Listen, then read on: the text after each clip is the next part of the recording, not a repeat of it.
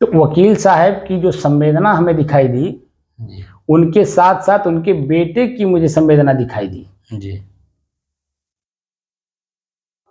5-6 साल का बेटा है, उसके सर में चोट लगा था।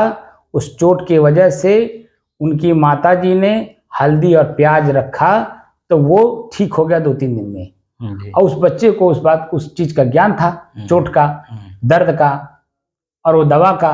जी वो तुरंत व्याकुल होने लगा जी और कहा कि जो मैं घर से जाके पिसा करके ले आऊं। तो मैं कहा कि नहीं, आपको जाने की जरूरत नहीं, पास में ही। फिर मैंने प्रांजल को बुलाया, प्रांजल से मैंने कहा कि मम्मी से पिसवा के ले आओ।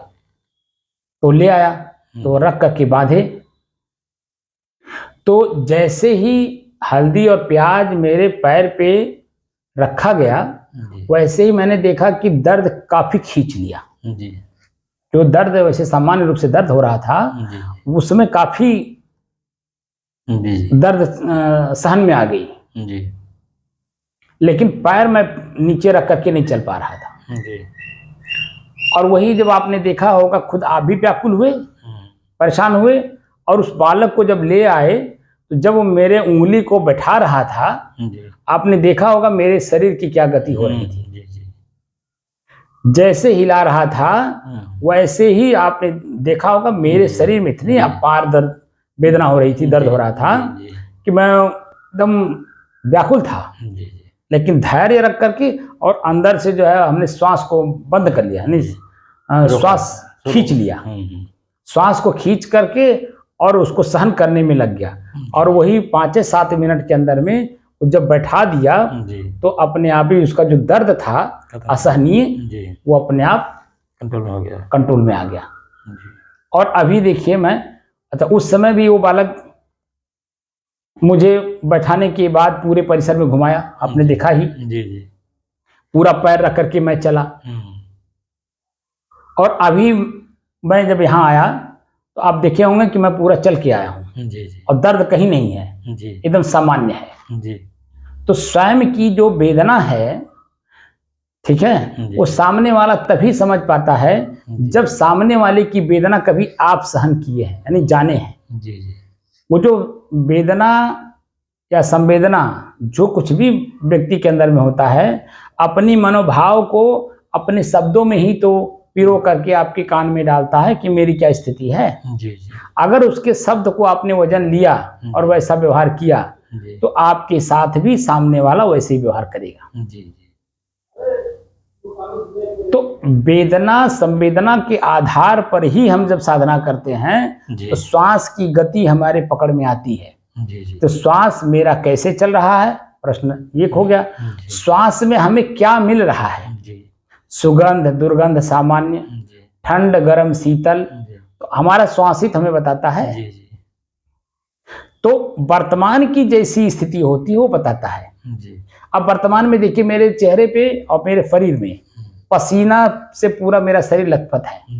अब क्या संवेदना में हमें बता रहा है, पसीना हो रहा, पसीने के चलते गुदगुदी हो रही है। तो ढरकेगा तो गुदगुदी लगना, क्योंकि ढरक रहा ना, पसीना जो है पानी की तरह नीचे ढरक रहा है, तो पानी है ये है और गुदगुदी लग रही है। तो किसको लग रही है, शरीर के ऊपरी हिस्से यानी जो चमड़ी है उस पर। लेकिन मेरा मन इस पे है, इसलिए मेरा मन इस पे गुदगुदी का अनुभूति कर रहा है। तो मन की गति को पकड़ने के लिए हमें इसको भी देखना पड़ता है। तो इसमें कष्ट हो रहा है या गुदगुदी हो रही है। तो कष्ट क्यों होगा, जब पंखा चलेगा ये पसीना सूख जाएगा, ये गाल जो है जो चमड़ी है वो छोटे छोटे टुकड़े में फटने लगेगा, तो आपको कष्ट दिखाएगा। लेकिन पंखा नहीं चल रहा है तो ये पसीना सूख नहीं रहा है। अब पसीना न सूखने के कारण ये गुदगुदी का अनुभव करा रहा है। तो वेदना और संवेदना दोनों महसूस हो रहा है कि नहीं। एक एक मिनट का जो श्वास की गति है उसको पकड़ने में यही हमारी बहादुरी होनी चाहिए कि हमारा मन हमसे दूर न जाए। जो बासों उछल रहा है वासनाओं में, उसमें न जाने पाए, हमारे पकड़ में रहे। हम जब चाहें, जैसे चाहें, जहां चाहें, जिस रूप में चाहें अपने उसमें पकड़ लें। तो जो वेदना है, अब वेदना हमको कितना महसूस हुआ, लेकिन वही उंगली की नस चढ़ने के पहले जो स्थिति थी वही स्थिति वर्तमान में है। लेकिन इसी के बीच में जो उंगली की नस चढ़ी हुई थी, जितना देर था उतने देर मुझे अपार कष्ट का महसूस, अपार कष्ट दे रहा था। ठीक है ना। लेकिन मैंने धैर्य खोया नहीं। जिस समय में उंगली पकड़ करके हिला रहा था बालक, उस समय में अपार कष्ट हो रहा था। मेरे चेहरे की स्थिति आपने देखी होगी। तो होगा भी, फिर रखा होता है, क्योंकि शरीर में मन आसक्त है ना। अभी इंद्रिय में, इंद्रिय के विषय में तो मन आसक्त नहीं है, लेकिन शरीर में है ना, क्योंकि मैं शरीर में हूं अभी। तो मन भी शरीर के अंदर ही। अब बाहरी जो मन था वो शरीर के अंदर में आके निहित हो गया। तो भूख भी, प्यास भी, नींद भी, आलस भी, जमुआई भी, ठंडी भी, गर्मी भी, मान भी, अपमान भी, हर चीज आपको सहन करने की क्षमता दे रहा है। धीरे धीरे धीरे धीरे धीरे धीरे धीरे धीरे आप अपने स्वरूप की ओर बढ़ रहे हैं। क्योंकि मैंने आपको एक बार कहा भी था कि 1-1 रुपया इकट्ठा करिए तो 100 होता है, और 100-100 रुपया इकट्ठा करिए तो 1000 होता है, और 1000-1000 इकट्ठा करिए तो 10,000, 20,000, 50,000 होता है, और वही 1000-1000 इकट्ठा करने से लाख करोड़ भी होता है। तो जो छोटी छोटी वेदना संवेदना को हम जो समझ रहे हैं, इससे बड़ी चीजों को हम समझ लेंगे। क्योंकि मैं ये वेदना संवेदना दोनों नहीं हूं। मैं क्या हूं? मैं तो अथाह सुख का सागर हूं, अथाह हूं। और कौन हूं? स्वयं मैं हूं। और मेरे स्वयं में कुछ है ये नहीं है। जिस समय में हम लोग नींद में रहते हैं वो अपने स्व में रहते हैं। उस समय में बता दीजिए आपको कौन सा अनुभव होता है? वही चीज मैं स्वयं अपने आप में हूं। लेकिन अभी हमारी मन, चित्त, बुद्धि, अहंकार, ये सूक्ष्म शरीर और आंख, नाक, कान, जीभ, त्वचा, ये स्थूल शरीर, ये हमें जो है अपने में जकड़े हुए हैं। अपने से जकड़न से मुझे बाहर निकलने नहीं दे रहे हैं। अब मुझे बाहर निकलने में एक बार मेहनत करना पड़ रहा है, और जब ही मैं निकल जाऊंगा तो अपने आप पे सहज हो जाऊंगा। अभी मैं सहज में इसलिए नहीं हूं कि हमारे स्थूल शरीर और सूक्ष्म शरीर दोनों हमें अपने आप में जकड़े हुए हैं। और वही जकड़न जिस दिन हम सामान्य बना ले जाएंगे, मैं अपने स्व को पहचान लेंगे। स्व में स्थित अभी नहीं होंगे, अभी स्व को पहचानने की क्षमता बढ़ जाएगी। और जब स्व को, जैसे अपना घर जब हम देख लेते हैं कि यही मेरा घर है, तो अपना कोई दिक्कत, तो अपने घर में ही जब हमारे शरीर पर जो वस्त्र रहता है ना, चाहे बंडी हो, चाहे कुर्ता हो, चाहे गमछा हो, चाहे लुंगी हो, चाहे पैंट हो, सब हम लोग उतार देते हैं। एक बार रिलैक्स होते हैं ना। कहाँ होते हैं? अपने घर में। और अपने घर में भी नहीं, अपने कमरे में। जब तक हम अपने कमरे में नहीं पहुंचते हैं, हमारे शरीर का वस्त्र उतरता नहीं है, हम अपने आप को रिलैक्स महसूस नहीं करते हैं। तो घर मेरा क्या है? मेरा अपना स्वरूप। और जब मैं अपने स्वरूप में एकदम बिल्कुल निर्द्वंद हो जाऊंगा, यानी सारा वस्त्र उतर जाएगा, स्थूल शरीर की आसक्ति और सूक्ष्म शरीर की आसक्ति जब बिल्कुल ही एकदम सामान्य हो जाएगी, तब समझिए कि मैं अपने स्वरूप में स्थित हो रहा हूं, या होने के कगार पर हूं। और वही जब कपड़ा निकाल करके, भोजन करके और बिस्तर पे लेट जाते हैं, तो देखिए तुम अपने आप में रहते हैं। कोई चिंता भय रहती है कि मैं पहुना आया हूं? कुछ नहीं। मैं पहुना ही करने आया हूं, ऐसा कुछ ज्ञान नहीं रहता है। और हमारी स्थिति ऐसी होनी चाहिए कि सबके साथ रहिए, सबके साथ उठिए बैठिए, हर काम करिए, लेकिन मनोभाव कैसा होना चाहिए कि मैं पर घर आया हूं। जो आपने इस घर को घर मान लिए हैं, ये यही भूल कर रहे हैं। मोह ममता है, भूल कर रहे हैं। मोह ममता तो अलग है, भूल कर रहे हैं, क्योंकि हमें अपने घर का सुध ही नहीं है। जब अपने घर का सुध ही नहीं है तो वही काम आदमी करेगा ना। जैसे कभी कभी आपने देखा होगा कि जो अपने गांव से लोग दूर दराज जाते हैं नौकरी करने, पैसा कमाने, 100 में 90% आदमी जिस घर से निकल करके दूर दराज जाता है, उस अपने घर को याद रखता है कि मेरे बीबी भी हैं, बच्चे हैं, माता पिता हैं, गांव समाज है, नात बात है, उनके लिए मुझे कुछ कमा करके ले जाना है। तो वो देखिए कोई अनर्गल काम नहीं करता है। जी। ना अंडा खाएगा, ना मांस खाएगा, ना मछली खाएगा, ना दारू बचाने पिएगा, की कोशिश करेगा, माने कोई भी ऐसा काम नहीं करेगा खर्चे वाला। जिससे उसका जो आमदनी हो रहा है वो आमदनी पूरा का पूरा खर्चा हो जाए। जी। वह शुद्ध जो है सात्विक विचार रख करके सब्जी रोटी, दाल रोटी, नमक रोटी खा करके पैसे बचाता है और घर को ला करके संपन्न बनाता है, जी। परिवार को संपन्न बनाता है, अपने माने हुए लोगों को जो है पढ़ा लिखा करके योग्य बनाता है, जिसको पुत्र पुत्री कहते हैं। जी। ठीक है। लेकिन उसी में जो 10-5% लोग हैं वो जिस घर से या जिस गांव से निकल करके दूर दराज गए हैं उसको भूल जाते हैं। तभी जन्म दारू भी पिएंगे, मांस भी खाएंगे, गांजा भी पिएंगे, ठीक है, नाना कुकर्म करेंगे, और जो आय है वो उसी में सब लुप्त हो जाता है, चला जाता है। और जब कोई घटना उनके साथ घट जाती है, हाथ टूट गया, पैर टूट गया, उंगली कट गई, कुछ भी अगर हो गया, तो भाग करके कहाँ आते हैं? घर आते हैं। तो घर वाले उनको क्या कहते हैं?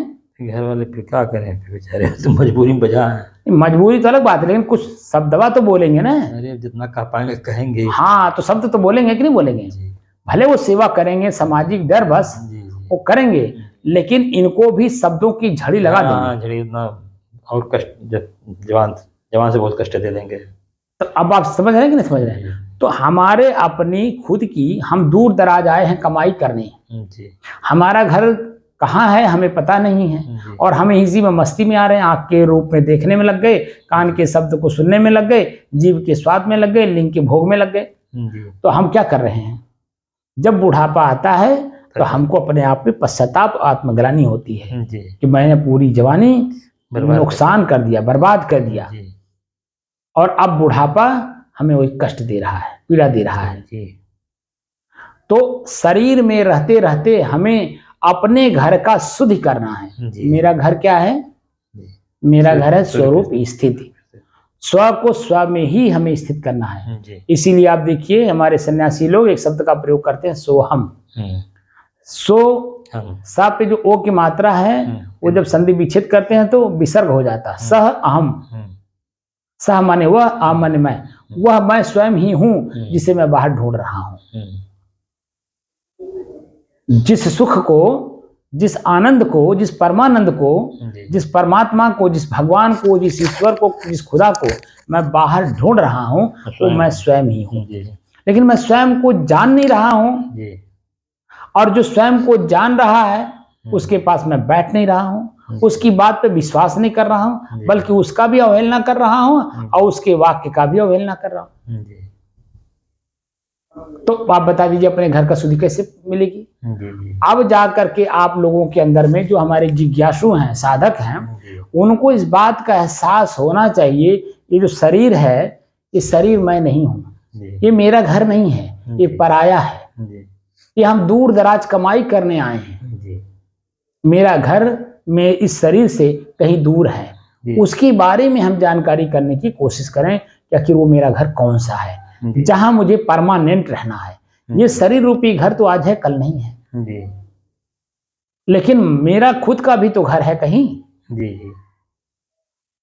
तो मेरा खुद का घर कहाँ है यही ढूंढना है। इसी शरीर में है लेकिन कहाँ है यही जानकारी नहीं है। इसी को जानकारी करने के लिए हम लोग साधना कर रहे हैं। क्या कर रहे हैं? अपने जीभ को साध रहे हैं, चाहे इसमें स्वाद हो चाहे शब्द हो, दोनों को साध रहे हैं, यानी अपने बस में करने में लगे हैं। हम जीव का स्वाद नहीं देंगे और जीव से अब शब्द नहीं बोलेंगे तो क्या आएगी? सतर्कता और सावधानी और स्वयं की चेतना, ये तीन चीजें हमको प्राप्त होंगी। सावधानी, सतर्कता और स्वयं की चेतना। तो आंख का रूप, कान का शब्द, नाक का सुगंध दुर्गंध, पैर का चलना, हाथ से कर्म करना, हर चीज पे मेरा कमांड होना चाहिए, पकड़ होना चाहिए। ये सब मेरे बस में होना चाहिए। हम जहां चाहें, जैसे चाहें, जिस रूप में चाहें वहां इनको प्रयोग कर सकें, लेकिन ये मुझे अपने में बसीभूत ना करें। क्योंकि जब हम आसक्त होते हैं तो चंचल मन से, इसी हाथ से कोई भी गलती हो जाती है, इसी आंख से देख करके कोई और गलती कर बैठते हैं, इसी कान से सुन करके शब्द और गलती कर बैठते हैं। तो मेरी जो स्वयं की चेतना है, जो सावधानी है, सतर्कता है, वो नष्ट हो जाता है। और नष्ट होने के कारण अंत में हमें परिणाम में क्या मिलता है? अपने ही ऊपर आत्मग्लानि, अपने ही ऊपर घृणा, जी और पश्चाताप तो आता आएगा ही। जी जी तो मुझे मेरा घर क्या है, कहाँ है, जी देखने में कैसा लगता है, जी सुंदर है, कुरूप है, कैसा है, जी अपने घर को जानने की कोशिश करिए। और ये जो साधना है, श्वास को देखना, पसीना को देखना, श्वास को देखना या सुगंध दुर्गंध देखना, ये सब पड़ाव हैं। जी जी हमारे अपने स्वरूप में जाने के लिए ये सब बाधक बनते हैं। इन सबको इन बंधनों को भी धीरे धीरे जानते हुए, समझते हुए, त्याग करते हुए और अपने आप को अपने बसीभूत करते हुए, आंख हमारे बस में हो, हम जहाँ चाहें वहीं देखें, हमारा कान हमारे बस में हो, हम जो शब्द चाहें वही अंदर जाए, हमारा जीभ मेरे बस में हो, चाहे अच्छा भोजन मिले, स्वादिष्ट हो तो भी और बेस्वाद हो तो भी हम उतने भोजन शरीर को दें जिससे कि हमारे शरीर की जो संरचना है वो पूरा यथावत बनी रहे। जी पैर से हम उतने जगह चल के जाएं जहां से मेरा मन शांत रहे, हाथ से हम वही काम करें जिससे मेरा मन शांत रहे। तो हर चीज पे हमारा कमांड होता जाएगा ना, पकड़ होती जाएगी जी और धीरे धीरे जब इन शरीर पर और शरीर के इंद्रियों पर हमारा पकड़ बनता जाएगा, इसका मतलब है कि चेतना, सावधानी और सतर्कता हम बरत रहे हैं। तो अपनी ही चेतना के साथ साथ सावधानी और सतर्कता बरतने के लिए ये साधना सीखी जा रही है। साधना का मतलब होता है साधना, जी अपने बस में करना। जी जो मेरे बस में हमारी इंद्रियां नहीं हैं, इनको अपने बस में कैसे किया जाए, जी इनका अच्छा और बुरा दोनों जान करके तब प्रयोग किया जाए। जी बुरा है नहीं प्रयोग करना है, अच्छा है दौड़ के करना है। जी जैसे उदारता, उदारता का क्या मतलब हुआ कि कोई भी वस्तु मेरे पास है जी और 4 लोग हैं तो बांट के खाना है। जी जी किसी के पास अगर हमारे पास नहीं भी है तो किसी का चोरी नहीं करना है। अगर वो खिला दिया तो खा लेंगे, नहीं तो सहन करने की कोशिश करेंगे और अपने शरीर और शरीर के अंगों का प्रयोग करेंगे जिससे शुद्ध कमाई करेंगे। अशुद्ध कमाई अपने शरीर को देंगे तो मन भी पवित्र रहेगा और हमारा शरीर भी पवित्र रहेगा। जी तो कोई आत्मग्लानि, घृणा, पश्चाताप कुछ भी नहीं होगा। तो क्या होगा, सामान्य स्थिति जैसे पहले थी वैसे कर्म के बाद भी बनी रहेगी। जी तो वो जो स्थिति है वो हमें अपनी दिशा, अपने घर में जाने के मार्ग प्रशस्त करती है। जी समझ रहे हैं? तो जो साधना हम लोग कर रहे हैं, ये साधना, ये पसीना, ये गर्मी, ये आंच, ये ताप, ये दुख, जो कुछ भी हम सहन कर रहे हैं वो हम अपने घर में जाने के मार्ग को प्रशस्त कर रहे हैं, मजबूत कर रहे हैं। जी क्योंकि यही रुकावट है। और ये रुकावट हमें कब, कहाँ, कैसे रुकावट में ला करके खड़ा कर देता है, हमारे अपने घर तक जाने नहीं देता है, ये हमने आज तक ले देखा। जी और उससे मैं परेशान होकर के, दुखी होकर के, पीड़ित होकर के, अब संतों का सानिध्य करके हम कुछ साधना करके अपने रुकावट को दूर करना चाहते हैं। जी ठीक है ना? जी तो रुकावट दूर करिए, मेरी शुभकामना है। साधना में परिपक्व होइए और परिपक्व होकर के साधना जब शुरू करिए, जब तक हमारा घर हमें दिखाई ना दे दे, यहाँ तक कि घर के अपने कमरे में हम पहुंच ना जाएं, घर के कमरे में जाने के बाद भी हम अपने बेड पे सो ना जाए, नींद ना आ जाए, तब तक हमें चलते रहना, चलते रहना, चलते रहना।